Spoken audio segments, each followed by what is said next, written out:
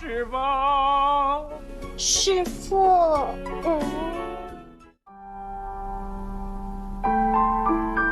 不走。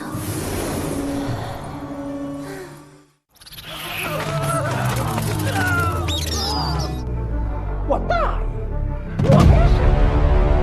是允许你跟他闹着玩儿？儿童主，你不要生气。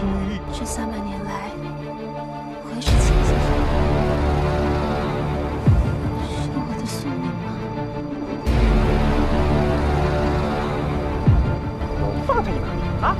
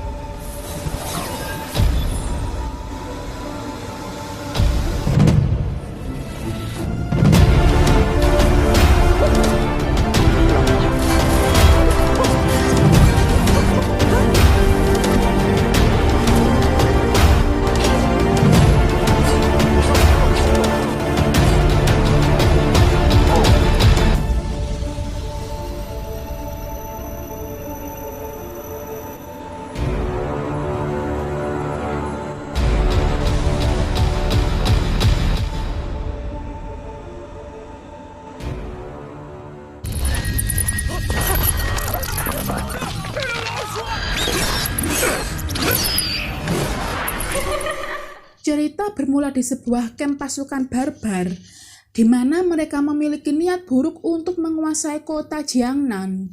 Belum terlaksana niat tersebut, mereka sudah dibuat kocar-kacir akan kemunculan ratusan tikus ganas yang menggigit mereka. Sontak banyak dari pasukan barbar yang tewas berjatuhan. Rupanya, siluman tikus merah bernama Hong Hong berada di baliknya. Alhasil, mereka kalah sebelum berperang.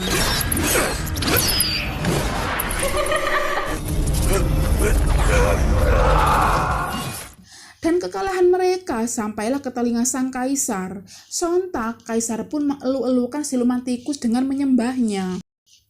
Cerita beralih di perbatasan Jiangnan, tampak seorang biksu beserta sejumlah muridnya tengah melakukan perjalanan menuju barat untuk mengambil kitab suci dan menyebarkan ajaran Buddha. Cerita berlanjut di dunia siluman, tepatnya di lubang tikus tanpa dasar, memperlihatkan Hong Hong yang baru saja tiba melaksanakan misinya dan hendak menemui kakaknya yang juga merupakan siluman tikus putih bernama Bai. Melihat Hong Hong yang begitu mudahnya mengusir pasukan barbar, membuat Bai curiga dan berpikir Hong Hong telah melukai manusia. Karena sebelumnya Bai telah berpesan untuk tidak sekali-kali melukai manusia. Namun faktanya Hong Hong berbohong dengan mengatakan dia tidak melukai siapapun. Bai yang begitu polos dengan mudahnya mempercayainya. Keadaan tiba-tiba memburuk ketika Bai merasa kesakitan selepas dia tertawa. Hong Hong yang mengkhawatirkan kondisi kakaknya berinisiatif untuk membawanya ke dunia manusia untuk mencari seseorang yang penuh dengan energi yang konon keadaan Bai akan pulih kembali jika dia berhasil bercinta dengan orang yang memiliki energi yang. Untuk melancarkan misi mereka dalam mencari seseorang yang penuh dengan energi yang, mereka sengaja menyamar menjadi pengemis. Pada mulanya, keduanya memasuki kasino untuk mencari keberadaan pria tersebut. Namun karena mereka terlalu kotor, alhasil keduanya pun jadi bulan-bulanan pengunjung setempat. Agar tak terlalu mencolok, mereka menyamar kembali sebagai dua pemuda tampan dan memasuki rumah bordil. Di sana pun mereka tak menemui hasil. 是吧？好，来自巴比伦，15号来自 ID。不错不错，我感觉这地儿挺适合。不行，都不行啊。都不行。 Dan di tempat berikutnya, mereka memasuki pemandian khusus pria. Namun lagi-lagi usaha mereka menemui jalan buntu ketika mereka melukai petugas setempat yang membuat Algojo turun tangan dan mengusirnya. Dari sinilah mereka bertemu dengan Biksu Tong yang memiliki banyak energi yang, dan pencarian mereka di dunia manusia tidaklah sia-sia. Pada hari berikutnya, Biksu Tong beserta muridnya dikejutkan oleh teriakan minta tolong. Mereka pun segera beranjak mencari sumber suara tersebut. Rupanya teriakan tersebut berasal dari Nona Bai yang meminta pertolongan. Nona Bai berdalih bahwa ini merupakan ulah kawanan bandit. Biksu Tong yang begitu baik segera meminta Wukong menolongnya. Namun perintah tersebut ditolak oleh Wukong karena dia melihat Nona Bai merupakan siluman. Biksu Tong yang menganggap tidak semua siluman jahat mendesak Wukong agar segera menolongnya. Singkat cerita, sampailah Nona Bai membawa Biksu Tong ke sebuah kuil untuk singgah sejenak. Rupanya, Nona Bai dibuat tidak tenang oleh keberadaan Wukong yang mengancam. Tak ingin kehilangan buruannya, Hong Hong segera memutar otak untuk mengalihkan perhatian Wukong dari gurunya dengan menciptakan huru hara di kuil.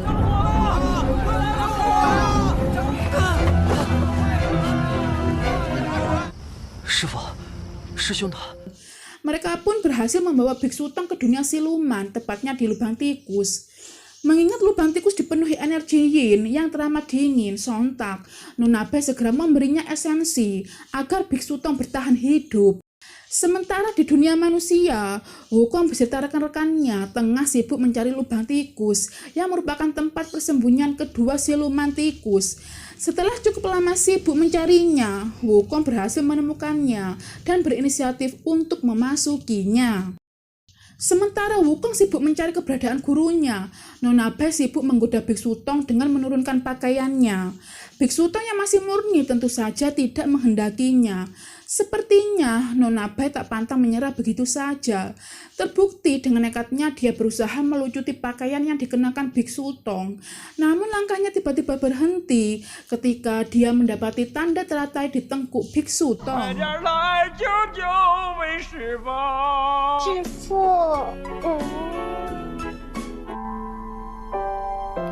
，Dengan ditemukannya tanda teratai di tengkuk Biksu Tong membuktikan bahwa sang biksu merupakan reinkarnasi Jin Chanzi. Konon di masa lampau, Jin Chanzi dan siluman tikus putih pernah berjodoh. Siluman tikus nekat bertapa selama 300 tahun hanya agar bisa kembali bertemu dengan pria yang dicintainya. Dia pun merayakan keberhasilannya dengan mengadakan perjamuan makan serta pertunjukan tarian yang dipersembahkan oleh sejumlah siluman tikus. Setelah pertunjukan usai, Biksu Tong yang tengah bermeditasi tiba-tiba dikejutkan oleh kedatangan Wukong yang menyamar menjadi buah persi agar bisa masuk ke dalam perut siluman tikus. Setelah rencananya berhasil, Wukong berusaha melumpuhkan siluman tikus dengan beberapa kali menendang perutnya. Alhasil, siluman tikus itu pun meradang kesakitan. Tak tega mendapati kakaknya kesakitan, sang adik pun nekat menyerang Biksu Tong. Namun Nona Bai menghadangnya. Sontak, rasa sakitnya pun bertambah parah. Tak ingin semua berubah menjadi runyam, Nona Bai mengerahkan sisa tenaganya untuk membawa kembali Biksu Tong ke dunia manusia. 嘿，好几个妖怪！悟空，是吧？我们还是赶路吧。愿你达成夙愿。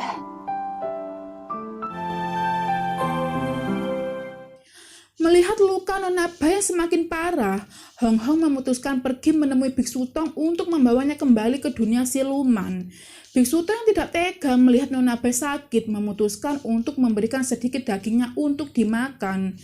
Menurut penuturan Hong Hong, asal Nona Bai memakan sedikit dagingnya, maka dia akan pulih kembali. Namun yang ada, Nona Bai menolak penawaran tersebut. Nona Bai berujar, jika dia memakan daging Biksu Tong, maka dia takkan pernah menjadi dewa. Kelak, jika Biksu Tong menjadi Buddha, mereka takkan bisa berjumpa kembali. Alhasil, dia pun menancapkan belati tersebut di dadanya. Siluman itu pun tiada, dan Biksu Tong kembali ke dunia manusia. Hong Hong yang mendapati kakaknya tewas begitu saja tentu saja naik pitam dibuatnya. Dia bersumpah akan menuntut balas terhadap Biksu Tong atas kematian kakaknya. Hong Hong yang tadinya begitu baik, dalam sekejap berubah menjadi monster tikus merah yang jahat. Beruntung Nacha ikut ambil bagian membantu Wukong melumpuhkan Hong Hong. Pertarungan pun berlangsung cukup alot, di mana mereka dibuat kewalahan akan serangan-serangan yang diberikan Hong Hong.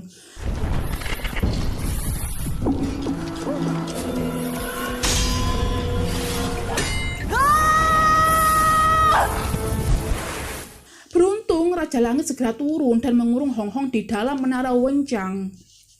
Rupanya Nona Bai merupakan putri Raja Langit. Dia mendapat hukuman dari raja atas perbuatannya. Setelah dia menyelesaikan hukumannya, dia pun bisa kembali ke Istana Langit. Kebaikan dan kejahatan selalu dalam sekejap.